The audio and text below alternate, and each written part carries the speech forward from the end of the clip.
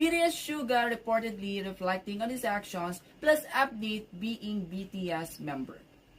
It was reported on August 9th that BTS Suga alcohol level was 7 times higher than normal alcohol intake after being tested by breathalyzer.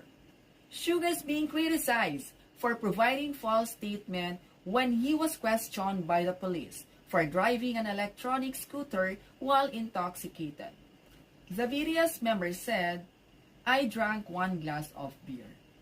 However, based on the common belief that 1 glass of beer will only produce for the average person blood alcohol content between 0.2% to 0.04%, which is way far from his result of 0.227% alcohol level.